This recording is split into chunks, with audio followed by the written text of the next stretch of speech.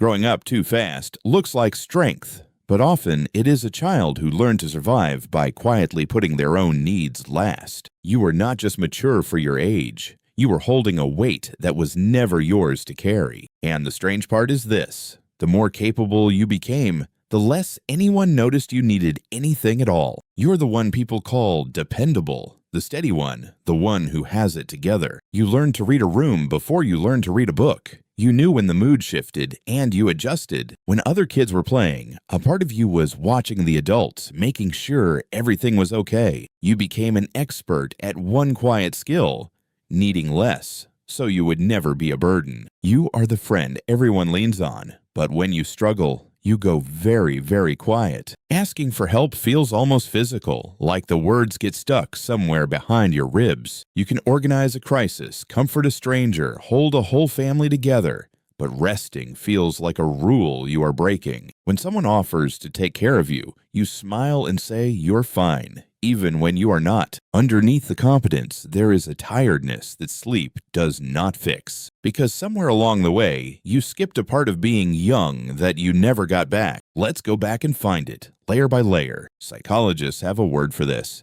They call it parentification. It happens when a child takes on the emotional or practical role of an adult long before they are ready. Maybe a parent was overwhelmed or absent or struggling with something too big for them. Maybe there was illness in the house or money fears or a quiet sadness no one talked about. So the child stepped in. Not because they were asked, but because someone had to. You might have cooked, or cleaned, or watched younger siblings while the adults were busy surviving. Or the job was invisible. You became the emotional caretaker, the one who kept everyone calm. You learned to manage a parent's moods like weather you had to predict. And a child's mind makes a quiet deal in moments like these. It decides, if I am good enough, helpful enough, easy enough, then things will be okay. Your needs became the thing you traded away to keep the peace. And here is what makes it so hard to see later. From the outside, it looked like success. Adults praised you. They called you mature, responsible, an old soul. That praise felt good, but it also taught you that your value came from what you carried, not who you were. So you carried more. And the more you carried, the more invisible the cost became. A child should be held. You learn to be the one holding. When you grow up depending on no one, self-reliance stops being a choice. It becomes your whole identity. You learn that needing things was risky, that waiting for someone to show up often ended in disappointment. So you stopped waiting.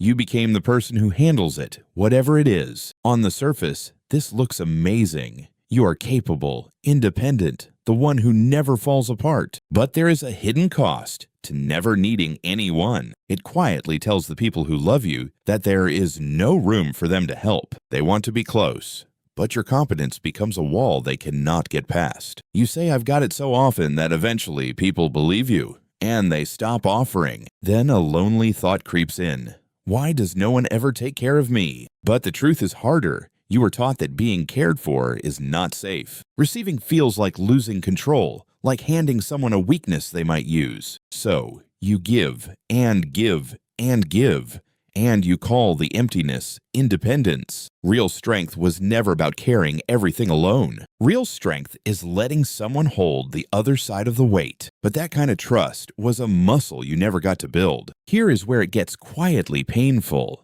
You are wonderful at caring for other people. You notice when a friend is off before they say a word. You remember the small things. You show up. You fix. You soothe. You are the safe place for everyone around you. But ask yourself a simple question. Who is the safe place for you? For many people who grew up too fast, the honest answer is no one, not even themselves. Because you never learned how to turn that care inward. You can comfort a friend through a breakdown, but your own feelings make you uncomfortable. When sadness rises in you, your first instinct is not to feel it. It is to manage it. And now the surprising part, the thing almost no one tells you. Your endless caretaking is not only kindness. It is also how you stay in control. As long as you are the helper, you never have to be the one who needs help. Being needed feels safe. being needy feels terrifying, so you keep yourself in the giving seat where the ground feels solid. But it means your own needs sit in a locked room you rarely open. You can pour into everyone and still go to bed feeling strangely empty, because care that only flows outward eventually runs the well dry. And no one notices because you are so good at looking fine. The strongest looking person in the room is often the one being held by no one. So let's name the cost honestly, because it is real. Growing up too fast often leads to a slow, silent burnout that builds for years. It is not loud.